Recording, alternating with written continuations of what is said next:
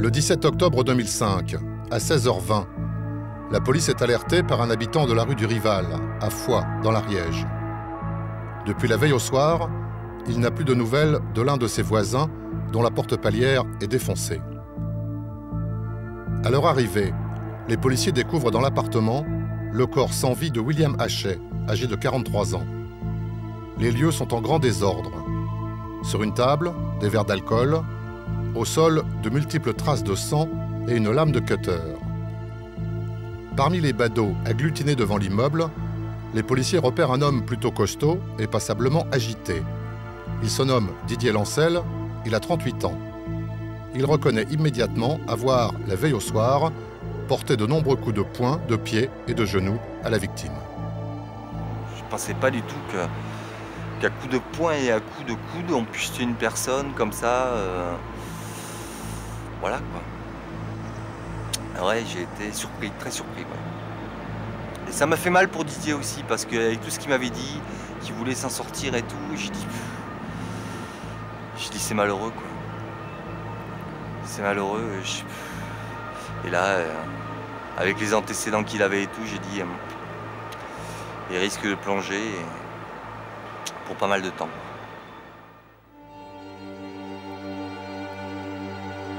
En juin 2007, Didier Lancel comparaît devant la cour d'assises de l'Ariège qui le juge pour homicide volontaire. Il soutient que le soir du drame, William Hachet a tenté de l'égorger pour une raison qu'il dit ignorer et qu'il s'est défendu violemment, mais sans jamais avoir eu l'intention de tuer.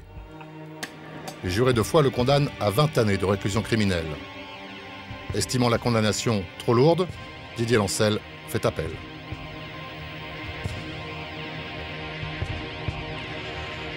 J'aurais tendance à estimer que les 20 ans qui lui ont été infligés par la cour d'assises de l'Ariège sont mérités.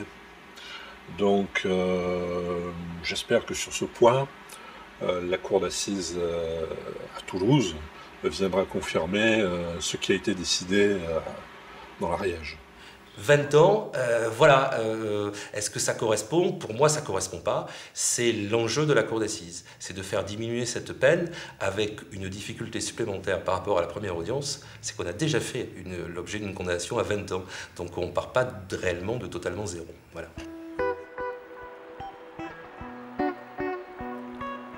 Le second procès de Didier Lancel s'ouvre le 10 avril 2008 devant la cour d'assises de la Haute-Garonne, siégeant à Toulouse en formation d'appel avec 12 jurés populaires au lieu des 9 en première instance.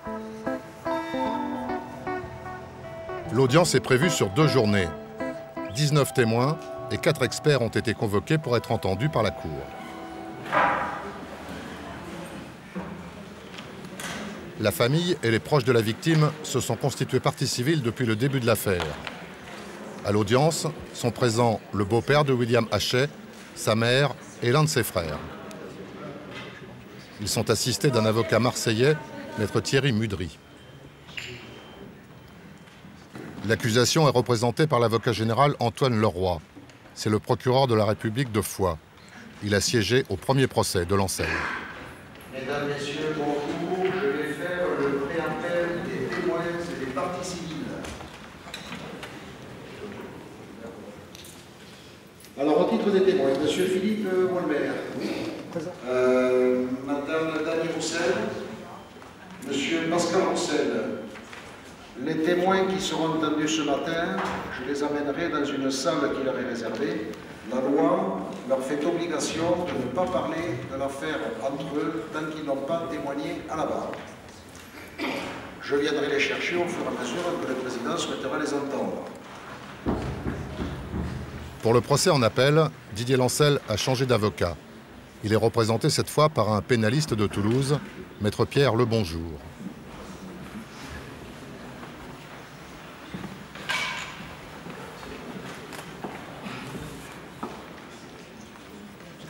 Didier Lancel a aujourd'hui 41 ans. Il est détenu depuis 3 ans. Les jurés d'appel n'étant tenus en rien par la décision de première instance, il encourt toujours une sanction maximale de 30 années de réclusion criminelle.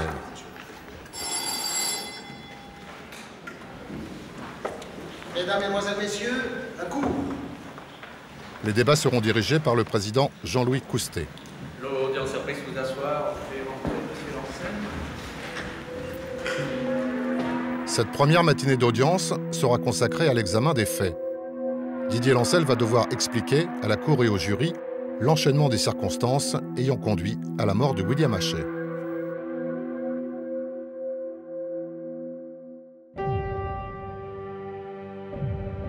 Le dimanche 16 octobre 2005, en début d'après-midi, Didier Lancel et William Hachet se croisent dans un bar-tabac de Foix. Les deux hommes se connaissent bien. Ils habitent tous deux aux abords de la rue du Rival, le long de l'Ariège, où vivent un certain nombre de semi-marginaux. 15 jours auparavant, pour un motif peu clair, ils ont eu une violente algarade qui s'est achevée par l'intervention de la police. Ce dimanche, les deux hommes se réconcilient et vers 15 h, ils décident de gagner par le train la ville voisine de Pamiers pour y boire un verre.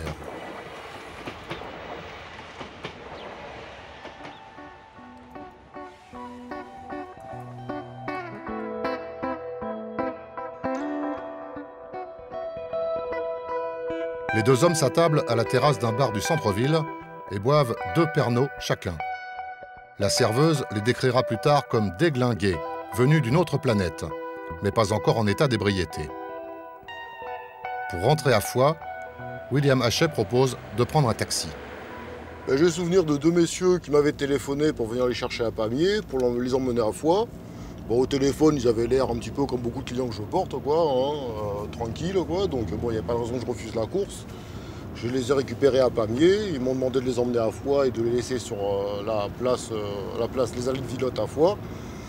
Et durant le trajet, ça s'est très bien passé. Ils discutaient comme 2 copains, quoi, de la pluie et du beau temps. Ils ne me paraissaient pas spécialement éméchés. Bon, 2 copains qui partaient en vadrouille un petit peu, quoi, en fait, tout simplement, quoi. Je voyais pas. J'avais aucune raison de m'inquiéter, quoi, et je pouvais pas m'attendre à ce qui s'est passé ensuite. Bon, ça, j'avais aucune raison de le craindre. À 17 h 30, les deux hommes gagnent le petit appartement de Hachet, rue du Rival. Ils s'installent au salon et ouvrent une bouteille de whisky dont ils boiront les 3 quarts. À 20 h, Hachet s'enferme dans sa chambre pour téléphoner à une amie, puis à sa mère. 11 minutes plus tard, il revient dans le salon, tenant à la main, selon Lancel, un cutter. Sans un mot, Hachet passe derrière Lancel et tente de l'égorger. Blessé légèrement, celui-ci réagit violemment et porte à son adversaire les premiers coups. Hachet à terre, Lancel quitte l'appartement et descend l'escalier. Une fois dans le hall, dit-il, il s'aperçoit qu'il a oublié son téléphone portable.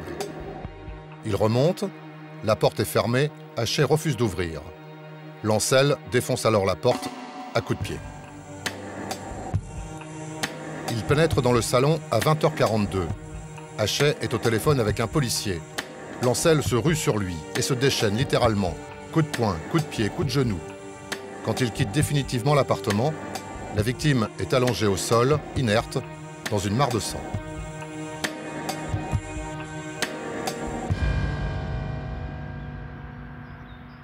Le lendemain, en début d'après-midi, Lancel se rend chez l'un de ses amis, toujours dans le quartier de la rue du Rival. Il lui raconte les événements de la veille. Le lendemain, quand le drame s'est passé, il est venu directement chez moi. C'est que bon, j'étais son confident pendant un petit bout de temps. Et donc il est venu me dire, quoi. Il est venu me dire ce qui s'était passé en gros. Ce qu'il m'a raconté, c'est que William, je sais pas ce qui s'est passé, a attaqué Didier. J'ai vu la marque qu'il avait à la gorge là. Je l'ai vu et Didier m'a expliqué ce qui s'était passé. Il m'a dit j'ai vu rouge. J'y ai dit qu'est-ce que tu m'as fait, qu'est-ce que tu m'as fait, qu'est-ce que tu m'as fait, en parlant de Didier. Et là il a vu rouge et il a commencé à lui taper dessus et voilà quoi, ça s'est envenimé après et voilà. Donc il est venu me raconter ça le lendemain, mais il était pas, pour lui il était vivant. Pour lui il était vivant quoi. Et moi-même j'en étais persuadé quoi, parce que la façon dont il me racontait ça, il n'y avait pas de tricherie quoi, il était sincère.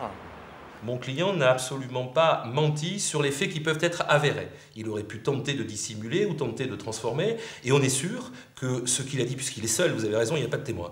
Donc ce qu'il a dit et qui a pu être vérifié a été validé. Donc déjà, ça nous dit que on ne comprendrait pas pourquoi il s'amuserait à travestir le début de l'histoire. Mais effectivement, ça pose un souci. Pourquoi ce type, qui est gentil à ce moment-là, sort à un moment donné un cutter? Les explications de l'accusé n'éclaircissent pas, loin s'en faut, toutes les circonstances du drame. Pourquoi William Hachet aurait-il brusquement brandi une arme? Et surtout, Didier Lancel donne-t-il la véritable raison de son retour à l'appartement? Les faits se sont déroulés en 2 temps. Et le deuxième temps, c'est le retour de l'accusé dans l'appartement de la victime, un retour fracassant, puisque l'accusé a détruit la porte pour rentrer, et il a prononcé des mots qui, me semble-t-il, manifestent qu'il a eu l'intention, effectivement, d'attenter à la vie de la victime. Et ces mots, ils ont été captés hein, lorsque la victime a appelé le 17. Ce sont les mots que les policiers ont entendus, les mots qui ont été enregistrés. L'appel au commissariat a été passé à 20h42. Il dure 1 minute et 30 secondes. Sur l'enregistrement de cette conversation, on entend distinctement Lancel répéter cette même phrase à l'adresse de son adversaire « Tu m'as tailladé la gueule, espèce d'enfoiré ». Suivent des bruits de coups, des cris, des aboiements de chiens, avant que la communication soit brutalement coupée.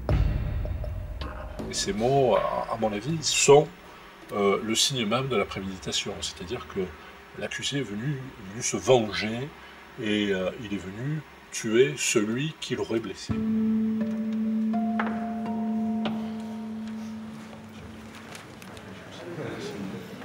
Je comprends que sa stratégie, c'est la bagarre de témoignage. Voilà. Ah oui, voilà, ils retiennent que ça. Oh, mais c'est sa stratégie. Bonjour, monsieur. Les proches de William Hachet sont persuadés que Lancel ment. Ils se refusent à croire que William ait agressé délibérément Lancel et que celui-ci soit remonté à l'appartement parce qu'il avait oublié son téléphone.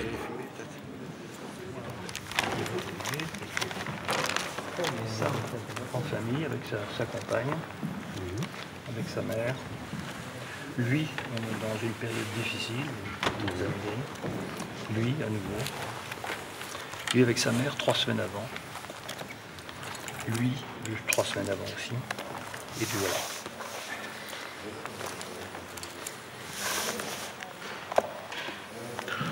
Bon, je vais demander au Regardez ça. Ouais. Elles sont significatives. Hein. Je demandais au président la possibilité de montrer des photos. Je demandais à ce qu'on le voit. À ce qu'on le voit. Ce qu'il était. Ah. Bon. D'accord. D'accord. Je le garde. Vous gardez. La violence a été extrême. Le sternum enfoncé, 4 côtes enfoncées, et, le visage ravagé, l'abdomen ravagé, le sternum et les côtes ravagées, par des coups de pied donnés à terre principalement, des coups de morceaux de bois donnés sur la tête principalement. Cet acharnement fait penser que peut-être qu'il ne l'a pas exprimé comme ça dans sa tête, mais qu'en tout cas, il a véritablement eu comme intention de laisser mort son ami, enfin celui qu'il appelle son ami. Pourquoi se bat-il, frappe-t-il votre frère en lui disant « tu m'as tailladé la gueule ». S'il est venu chercher son portable, si votre frère l'empêche de sortir, on écrit « tu m'as tailladé la gueule ». On écrit « lâche-moi, fous-moi la paix, laisse-moi partir ». Moi, je vais livrer mon interprétation. Mon interprétation elle est la suivante. Il l'a frappé vraisemblablement la première fois.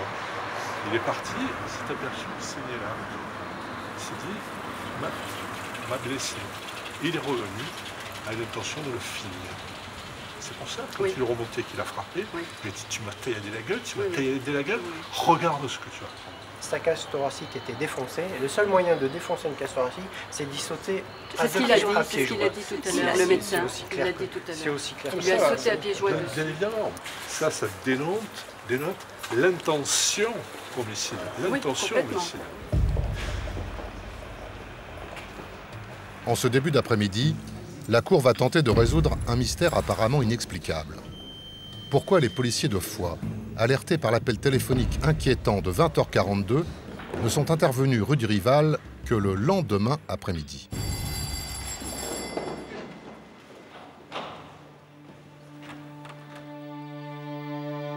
L'enregistrement de l'appel de 20h42 au commissariat fait clairement apparaître une scène de violence. On y entend des insultes, des cris, des bruits de lutte, et puis le silence après que le téléphone ait été raccroché. Le policier de permanence au standard rappelle alors le numéro qui s'est affiché sur sa console. Il tombe sur le répondeur du téléphone portable de William Hachet et ne réagit pas plus. Un quart d'heure plus tard, à 21h06, un voisin, alerté par les bruits de bagarre, téléphone à son tour au commissariat. Un second policier note l'appel et assure qu'une patrouille va se rendre sur place. Malgré ces deux alertes, aucun policier ne se rendra ce soir-là rue du Rival. Il faudra attendre qu'un autre voisin se rende le lendemain au commissariat pour que le drame soit découvert 20 heures après les faits. Dès lors, une autre question centrale se pose à la cour d'assises. William Hachet aurait-il pu être sauvé si les policiers étaient intervenus tout de suite? Ce que l'on peut dire et ce que l'autopsie et les analyses complémentaires ont montré, c'est que le décès de M. Hachet n'a pas été immédiat. Donc la survie avait pu être d'1 heure. J'ai indiqué à la Cour que, au vu des lésions, l'intervention des secours aurait été possible. Je pense que l'état de M. Hachet à la suite des coups était accessible à un traitement, à une prise en charge en urgence. Il avait quelques chances de survivre, et ces chances, elles ont été sacrifiées par les policiers de Foix, qui n'ont pas fait leur travail. Vous savez pourquoi? Parce que le soir même, il y avait le match OM-PSG, et que ce match avait attiré toute leur attention, et pas la détresse d'un homme qui les appelait.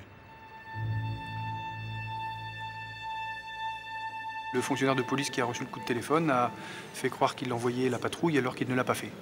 Ce fonctionnaire de police a été poursuivi par moi, a été condamné à 1 an d'emprisonnement avec sursis pour non-assistance à personne en danger.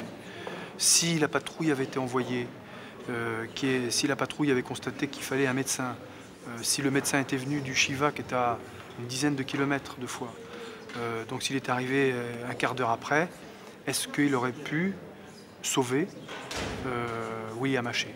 Personne ne le sait. Si les choses avaient fonctionné normalement, police prévenue, en 10 minutes, un quart d'heure, c'est le temps qu'il faut, le SAMU arrive, 10 minutes, un quart d'heure, il est à l'hôpital au besoin, il est soigné, il a 3 chances sur 4 d'être vivant.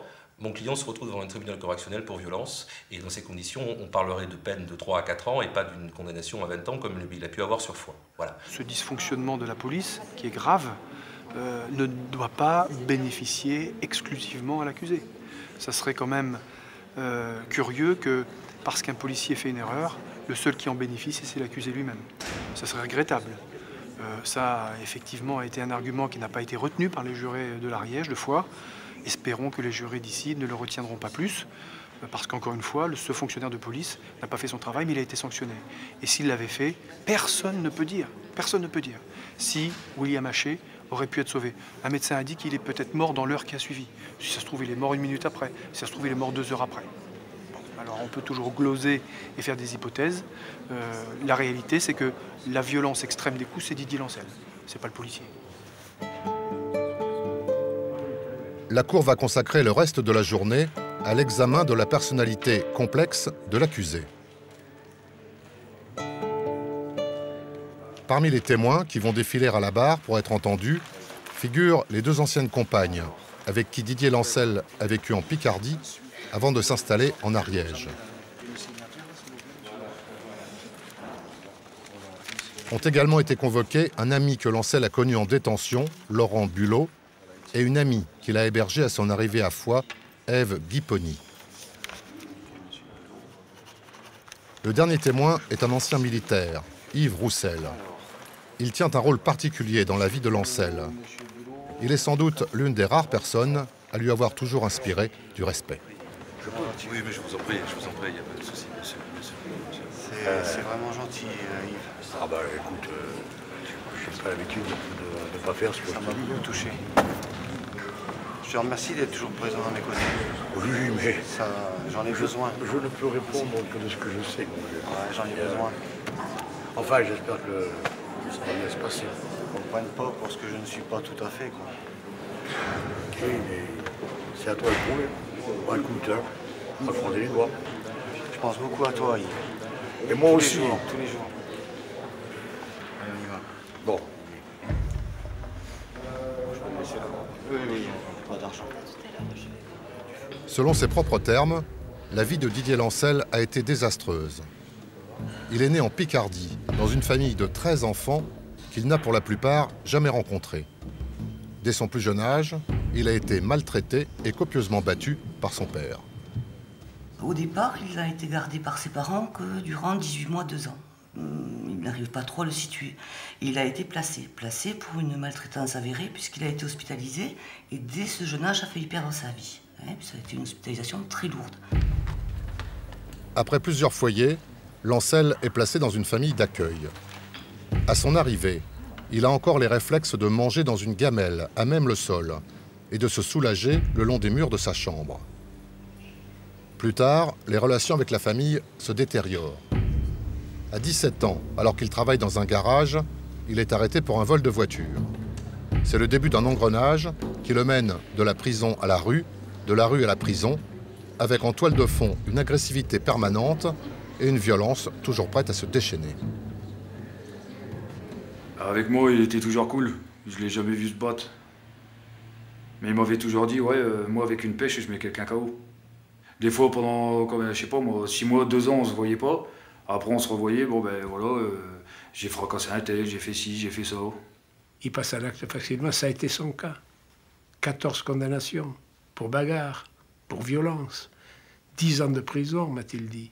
Donc, quelque part, on voit combien toute sa vie d'adulte a été hachée par justement cette violence qu'il va projeter sur son environnement. Malgré cette vie d'errance, Lancel aura 2 compagnes et 2 filles qu'il ne verra guère. Les 2 ex-compagnes témoignent de sa violence quasi quotidienne. L'une d'elles explique que quand Lancel la battait, il n'avait plus aucune limite. C'est-à-dire que la violence qui est en lui, c'est celle qu'il a ressentie durant toute son enfance et adolescence.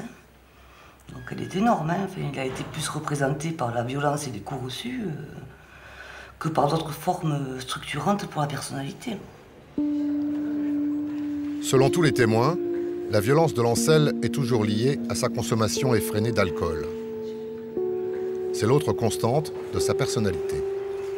À un moment donné, il commençait à un peu plus boire et justement prendre des cachets. Donc, et il faisait les 2 en même temps. Et ça, c'était assez régulier, quoi. Et bon, il devenait un petit peu bizarre. Et à partir de ce moment-là, j'ai dit, écoute, je crois que c'est bon, quoi, je vais éviter de... Dans ce cadre-là, l'alcool a une fonction anxiolytique, c'est-à-dire apaiser les angoisses. C'est pas forcément une addiction. Enfin, c'est une addiction, l'alcool, mais c'est pas forcément la fonction addictive qui est recherchée. Je crois que c'est vraiment la fonction de l'apaisement d'un anxiolytique pour essayer de maîtriser, et c'est le contraire qui se passe, mais pour essayer de maîtriser un peu mieux ses angoisses et son intolérance à la frustration, à ce qui n'est pas du plaisir immédiat alors qu'il est demandé. Ils ont en eux une sorte de noyau que j'appelle dépressif, anxio-dépressif, du fait justement de ces failles narcissiques, et qui a besoin d'être colmaté. Et malheureusement, presque toujours, ce qui va colmater ce noyau, c'est la rencontre avec l'alcool ou la drogue, ce qui a été son cas. Le malheur, c'est que quelque part, eh bien, il suffit qu'il y ait le moindre incident sous alcool pour que quelquefois la violence se déchaîne. Pour autant, les jurés ont du mal à mettre au seul compte de l'alcool le déchaînement formidable de violence à l'origine de la mort de William Hachet. Ils ont encore à l'oreille la phrase du médecin légiste comparant les blessures de la victime aux conséquences d'un violent accident de la route. Ils ont également beaucoup de réticence à accepter l'absence apparente de motif à l'origine de la bagarre entre les 2 hommes. Et la plupart du temps, quand il va y avoir cette sorte de déversement de haine, c'est pour un motif que nous jugeons anodin. On se dit, mais c'est disproportionné.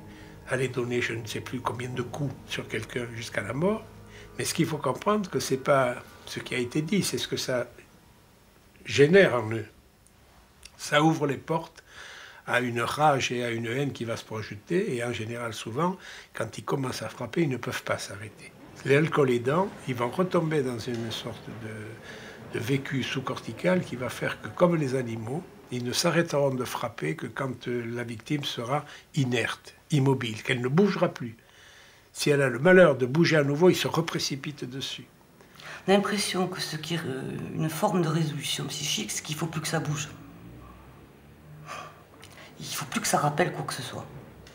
Donc il faut aller suffisamment loin pour plus que ça rappelle quoi que ce soit. Voilà. C'est fini que si c'est fini, quoi. Ça ne veut pas dire la mort. Je dis, il ne faut pas que ça bouge. Bon, à présent, on va jusque-là. Mais même avec les ex-compagnes, je crois qu'il faut que ça soit clos. Il n'y a pas de possibilité d'élaboration psychique, de prise de sens sur le moment. Et voilà, c'est résolutoire. William Hachet et Didier Lancel avaient au moins un centre d'intérêt commun, les chiens. C'était d'ailleurs, si l'on en croit Lancel, le principal sujet de conversation entre les deux hommes au cours de l'après-midi du drame. Lancel possédait un chien, baptisé Caramel, auquel il vouait un attachement sans borne. Ce type de personnalité va vers ce qu'il ne veut pas. Voilà. En fait, de peur d'être abandonné, pousse à l'abandon. De toute façon, il a toujours été tout seul. Donc, Puis même, il était tout seul, il n'avait pas de femme, il n'y avait personne. Oui, non, il était seul, il avait que son chien, quoi. Et c'est vrai qu'il s'occupait super bien de son chien. Son chien, c'était son chien. Caramel, c'était Caramel. Il ne faut pas toucher à son chien, quoi. Il avait vraiment que lui, donc toute l'affection qu'il avait, il le mettait à son chien. Et c'est vrai que des fois, il corrigeait parce qu'il faisait des conneries, mais bon, voilà. Et quand on voit combien cette peur d'abandon, effectivement, est en eux, viscérale, c'est que souvent, ils ne peuvent investir que sur l'animal qui les accompagne. Le seul personnage qui ne va jamais les abandonner, c'est un chien. Un chien n'abandonne jamais son maître. Donc ils investissent en retour énormément sur ce chien parce qu'il l'accompagne, c'est un objet d'amour, entre guillemets, mais qui fait qu'avec ce chien-là, ils n'ont plus à craindre que quelque part on les abandonne à nouveau. Quand il sait dépasser ses problèmes d'alcool et de violence, Didier Lancel peut montrer une autre facette de lui-même. C'est ce que vient dire à la cour Laurent Bulot, un homme qui a connu Lancel à la prison d'Amiens au début des années 90. Puis le contact, il a passé direct. Je trouvais que c'était quelqu'un de bien, un bosseur.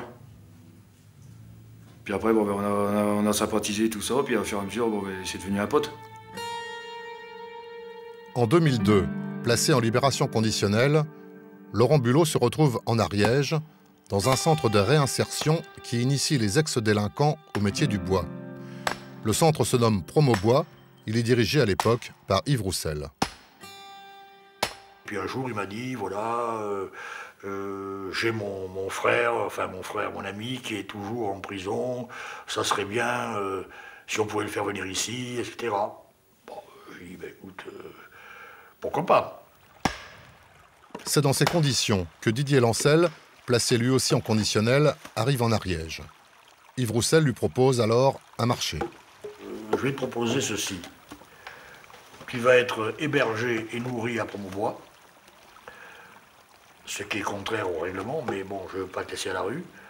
En échange de cela, tu vas travailler à l'entretien de la propriété. Et il l'a fait. Il l'a fait. Il travaillait tout le temps. Du matin au soir, le week-end, le samedi, le dimanche, parce qu'il avait que ça, quoi. Il vivait là. Pour moi, il a toujours été très courtois, très respectueux, tenant parfaitement les engagements qu'il avait pris.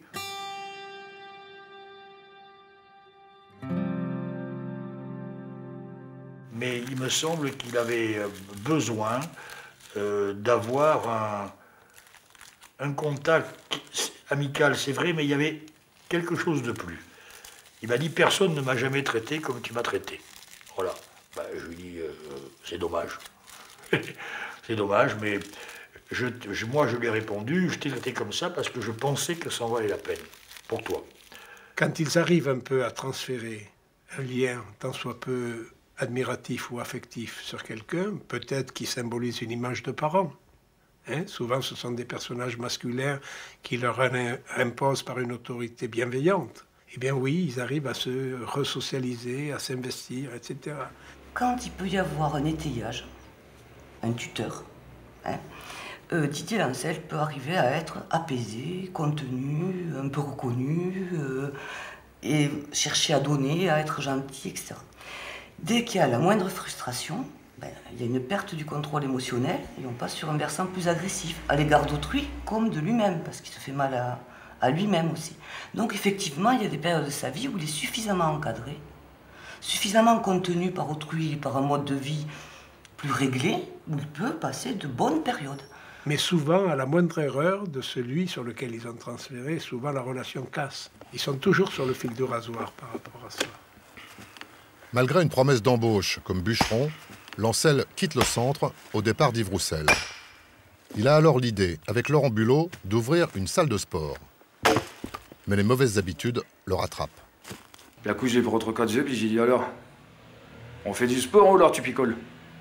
Ouais, mais attends, c'est seulement là, tout. Puis je voyais que ça allait de pire en pire, on picole. Donc là, j'ai commencé à être déçu. Puis après, il y a une embrouille entre nous dans le bureau. On s'est plus jamais parlé, puis voilà. À ce moment-là, vous avez menacé? Enfin, menacé, ouais, un jour ou l'autre, il allait mettre une branlée. Mais j'ai dit quand il voulait. Puis point, il est sorti du bureau, puis depuis ce temps-là, on s'est plus jamais parlé. Ça veut dire que pour vous, il y a deux Didier Lancel, il y a celui que vous avez connu en prison, le gars super, bosseur et puis tout, et celui de dehors, que bon ben, dehors c'est la liberté. Il y a de la picole, donc j'y vais. Et moi, franchement, je préférais celui de la prison. Bosseur, honnête, sincère. Pas du tout le même, quoi.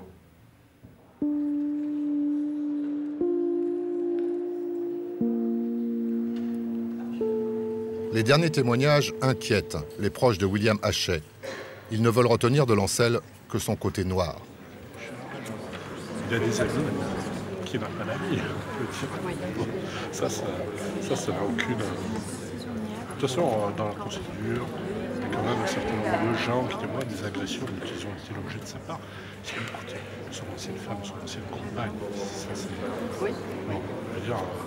Puis il parle de son attitude vis-à-vis. C'est bizarre que celui-ci ait pu plaire autant à des témoins, on va dire, de profil militaire, hein, parce que c'est quand même, pour plaire à ce genre de personnes ou de personnages, il faut quand même être quelqu'un d'assez carré soi-même, on va le dire comme ça. Et c'est vrai qu'on a vu défiler 2-3 personnes, anciens militaires, anciens policiers ou tout ce qu'on voudra, qui ont trouvé en M. Lancel quelqu'un de digne de confiance. Bon. Et puis de l'autre côté, on a quand même quelqu'un qui a un profil de marginalité, d'alcoolisation, de violence. Bon, oui, on a ces deux choses qui se côtoient. On a, comme ils le disent, une plante qui a poussé sans tuteur parce que l'enfance déplorable était structurée et qui a tout simplement poussé avec une seule volonté, la recherche du fameux tuteur. Donc quand cette plante, qui est M. Lancel, a pu trouver un tuteur en la personne de ces gens à connotation militaire et de façon très stricte, il s'est y accroché, il s'est enroulé et il a pu là construire une vue parfaite. Quand au contraire, il s'est trouvé à promiscuité, à proximité de gens plutôt marginaux, plutôt alcooliques, là effectivement, il n'y avait pas de tuteur auquel s'accrocher et là la plante est partie dans tous les sens et on en arrive là. Moi je le résume comme ça. Au soir de cette première journée d'audience, les jurés retiennent principalement la violence extrême dont a été victime William Hachet. Une violence dont le procès n'a pas permis jusqu'ici d'en comprendre la raison. Or, sans cet élément déterminant, il sera difficile d'estimer si en frappant William Hachet, Didier Lancel avait ou non l'intention de tuer.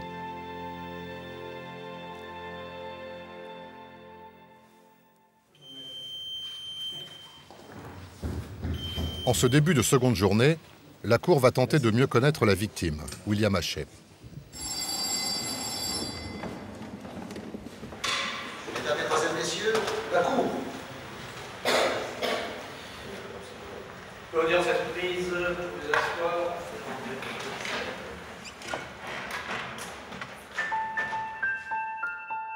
William Hachet est né dans le sud-est de la France, dans une famille sans histoire. Le tournant de sa vie aura été un grave accident de moto en août 80 et de multiples opérations chirurgicales doublées de transfusions sanguines qui lui transmettront le virus de l'hépatite C. Dès lors, sa vie n'est plus la même. Handicapé à 95%, dépendant d'une allocation Cotorep, il finit par échouer à Foix.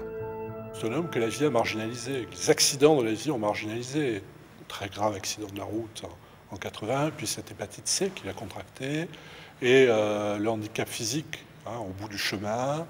Donc effectivement, il a été marginalisé du fait de ces accidents de la vie. Ce n'est pas un marginal dans la mesure où il conserve des liens étroits avec sa famille et qu'il fait des projets. Donc c'est un homme qui est sans doute cassé en partie par la vie, mais c'est un homme qui essaie de se reconstruire. Il est très diminué physiquement. Il a des douleurs en permanence, en particulier le soir. C'est très pénible. Pour atténuer ses souffrances, ou par lassitude, William Hachet abuse lui aussi de l'alcool. Il buvait beaucoup d'alcool, ça oui, je l'ai vu, mais bon, c'est pas de nos jours, il y a tellement de gens qui boivent de l'alcool que c'est pas surprenant. Et ce que je peux dire simplement, c'est que quand je l'ai ramené le jour où il était éméché, le jour où il m'a présenté la première fois chez Didier, je l'ai ramené, j'ai dû mettre 1 heure parce que Didier habitait dans la rue, là, un peu plus loin. Et j'ai dû mettre 1 heure pour le monter chez lui et le mettre sur le canapé. Et là, il a été agressif dans le canapé, j'ai dû le tenir. Il m'a envoyé chier, il m'a même fait tomber un moment par terre. Et bon, ça m'est passé au-dessus. Plusieurs témoignages affirment que lorsqu'il a beaucoup bu, William Hachet peut être agressif. Mais en dehors de ces périodes, il se montre très sociable et même particulièrement généreux. Il était très accueillant, très tourné vers les autres, en particulier vers ceux qui étaient les plus démunis, ce qui l'amenait à fréquenter un peu tout le monde, et certainement des gens pas très recommandables et qui ont profité de lui. L'appartement de la rue du Rival, au pied du château, était devenu un lieu de rendez-vous habituel de certains marginaux de Foix. Ces réunions, souvent bruyantes, finissaient parfois plutôt mal. Lorsqu'il ne supportait plus la présence de ses invités, Hachet avait l'habitude, 1 ou 2 fois par mois, d'appeler les policiers. Régulièrement, ceux-ci se déplaçaient pour rien, car à leur arrivée, ils trouvaient porte close. C'est qu'il était harcelé. Il était harcelé par ces gens qu'il fréquentait, certes, mais quand ils étaient dans l'appartement, ils faisaient le cirque et ils voulaient s'en débarrasser, donc ils téléphonaient. Et les coups de téléphone à la police montrent bien qu'il était harcelé. Autre détail troublant, certains week-ends, peut-être pour se retrouver seul, William Hachet quittait son appartement pour gagner à la sortie de la ville une chambre d'hôtel, toujours le même, au bord d'un lac.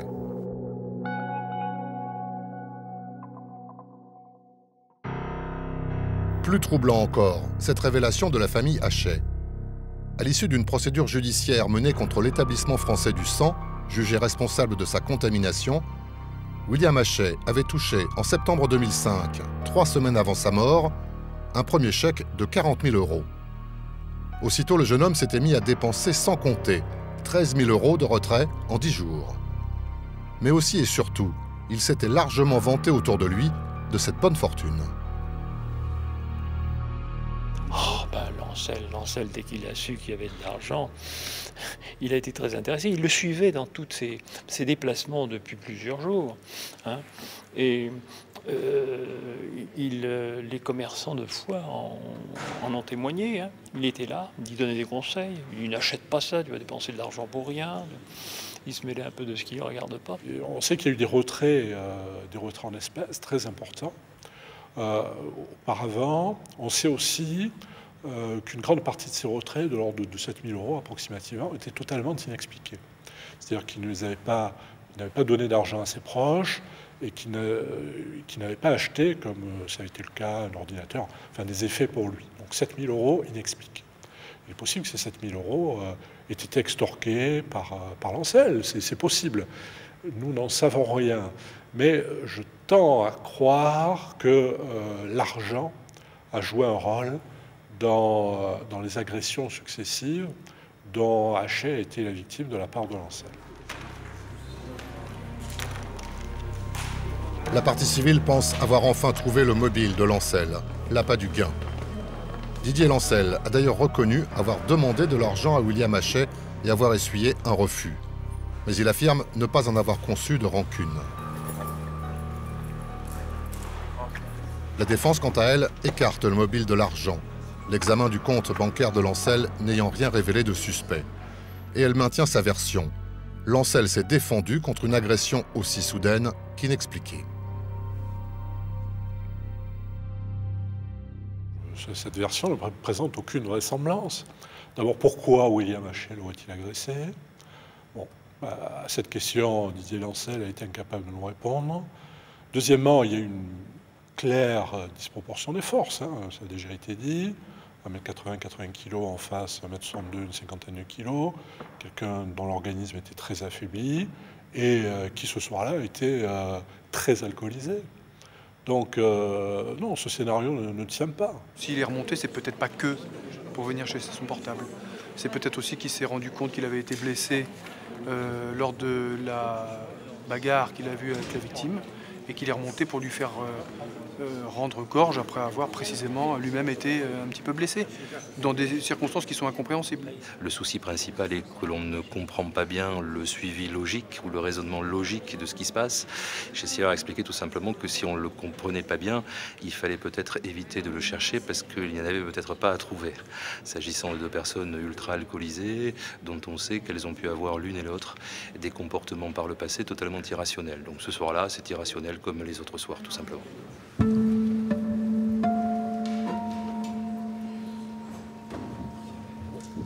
a toujours la confusion entre le pourquoi ça débute, donc je me suis défendu, et pourquoi je l'ai fait.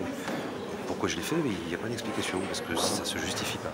Il ne faut pas que l'on puisse penser que en réalité, tu justifies ton geste par la volonté simplement de se défendre. Parce que comme le geste est tellement disproportionné, là, on dit non, tu m'as posé la question. Voilà, exact. Voilà. Le seul truc que je te demande maintenant, si on y revient, parce que je ne sais pas si on va y revenir ou pas, c'est effectivement d'inclure dans ton discours le fait que, bon, ben voilà, comme je te l'ai fait dire, il est mort. Il avait des défauts, il avait des qualités, etc. Mais il ne le méritait pas. Non, mais voilà. c'est clair, c'est ce que j'ai dit d'ailleurs. Et oui, parce que c'est la vérité. Ouais. Mais il faut que les gens l'entendent pour qu'ils puissent se... Voilà, lui, il ne le méritait pas, la famille non plus, on est d'accord. Voilà. La dernière partie du procès, plaidoirie et réquisitoire, va commencer. Dans quelques heures, Didier Lancel sera fixé sur son sort. Maître. Attendez, monsieur. Non, monsieur le procureur a soulevé. Non, s'il vous plaît. Là, je vais plaider.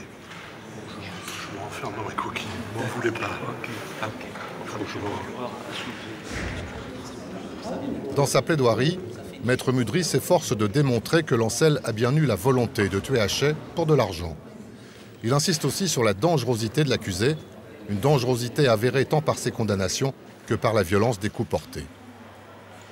Bon, il a quand même un lourd passé judiciaire déjà, notamment un lourd passé judiciaire de violence. Mais cette personnalité, elle est maintenant formée. Il n'est pas un monstre, mais c'est un homme dangereux. Les violences qu'il a déjà exercées, celles évidemment qui ont coûté la vie à William Hachet, démontrent que c'est un homme dont il faut que la société se protège. Pour l'avocat général, Didier Lancel était bien animé de l'intention de tuer. Il doit donc être condamné pour homicide volontaire. Si l'intention de tuer n'était pas dans sa tête, elle était dans ses poings, dans ses pieds, affirme le magistrat. J'ai requis qu'il a réellement voulu tuer William Hachet parce que l'accusé est quelqu'un d'hyper violent. C'est 14 condamnations au casier judiciaire et c'est de la violence gratuite, souvent sous l'empire d'un état alcoolique, qu'il commet, qu'il a commis sur les femmes avec qui il a eu des enfants, sur tout un chacun et surtout à chaque fois qu'il a une frustration, il cogne. Et là, il a cogné plus que de raison. Encore une fois, quand il a quitté l'appartement, William Hachet baignait dans une mare de sang. Alors, est-ce qu'on laisse quelqu'un baigner dans une mare de sang en se disant qu'on n'a rien voulu d'autre que lui donner une bonne leçon? Je ne sais pas. Je ne pense pas.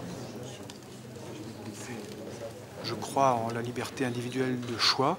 Il avait un autre choix possible dans la vie. Il avait le choix de travailler, ce qu'il n'a jamais fait.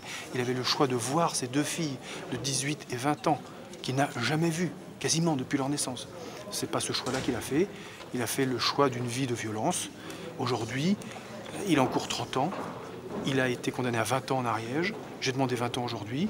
S'il est condamné à 20 ans, ça sera justice. S'il est condamné à moins, ça sera justice aussi.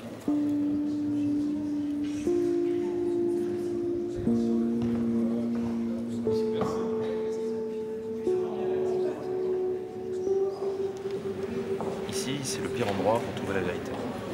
D'accord ? Personne n'était là, personne n'est dans ta tête, personne. C'est le pire endroit pour la vérité. C'est pour ça que ça s'appelle le jeu judiciaire. Voilà. On essaie devant des couleuvres. On essaie, quand le confrère explique qu'il faut aller au-delà du dossier, c'est la démonstration qu'il lui apparaît comme étant trop faible pour obtenir une condamnation lourde. Donc pour ça, il est venu expliquer qu'il fallait penser au devenir et qu'il fallait se protéger de M. Ancel, qu'il fallait même que les jurés deviennent des gardiens. Mais si on veut faire en sorte que les jurés deviennent des gardiens, si on veut faire que des juges deviennent des gardiens, on en fait des justiciers en réalité. Voilà. Donc c'est ce qu'on va essayer d'expliquer à la cour tout à l'heure. Je me laisse me concentrer. Allez, merci. Au nom de la défense, Maître Lebonjour tente de convaincre jurés et magistrats de la Cour que Didier Lancel n'a jamais eu l'intention de tuer Hachet. Il conclut sa plaidoirie en demandant une peine nettement inférieure aux 20 années infligées en première instance.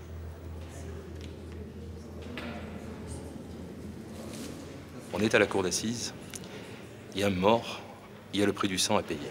On va le résumer comme ça. C'est pour ça que l'avocat général, tout à l'heure, a mis en avant que j'allais peut-être, etc. Et moi, j'ai dit tout l'inverse. C'est vrai qu'il aurait pu être sauvé, c'est vrai que, etc.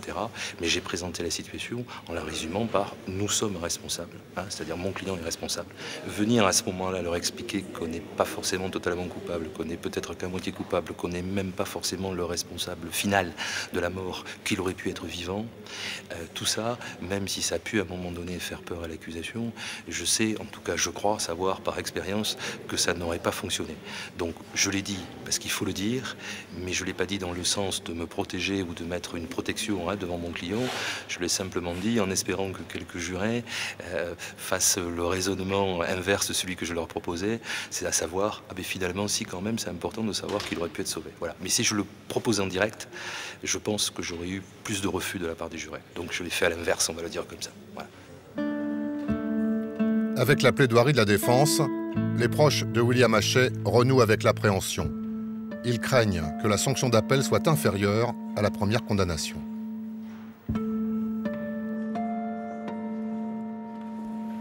C'est sûr que ça n'aura pas quitté, hein. Ça, il n'y a pas de souci. Mais bon, ensuite, ça se joue sur la qualification. Est-ce que c'est l'intime conviction? L'intime conviction, on n'a pas besoin de la motiver, vous voyez?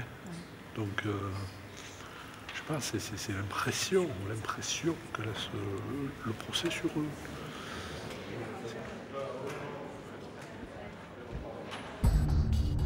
Réunis dans la chambre de délibération, les 3 magistrats et les 12 jurés, 8 femmes et 7 hommes, entament leur réflexion. Il leur faut décider si l'accusé a eu ou pas l'intention de tuer. Si tel leur semble être le cas, ils voteront pour l'homicide volontaire. Sinon, ils se prononceront pour des violences volontaires ayant entraîné la mort sans intention de la donner.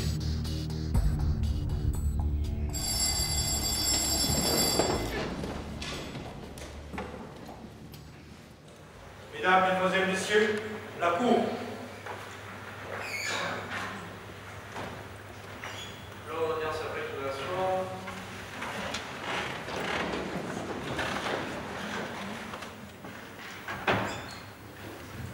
Le délibéré a duré 2h30. L'audience reprend pour la lecture du verdict.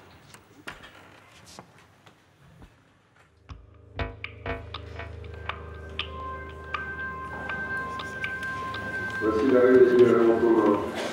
À la question numéro 1 relative à l'homicide volontaire, il a été répondu non à la majorité de 10 voix au moins. Aux questions numérotées 2 à 4 relatives aux violences volontaires ayant entraîné la mort sans intention de la donner avec la circonstance d'usage de menace d'une arme, il a été répondu oui à la majorité de 10 voix au moins. En conséquence des charges retenues, la Cour et le jury, après en avoir délibéré conformément à la loi, condamne Lancel Didier à la peine de 18 années de réclusion criminelle. L'audience pénale est levée.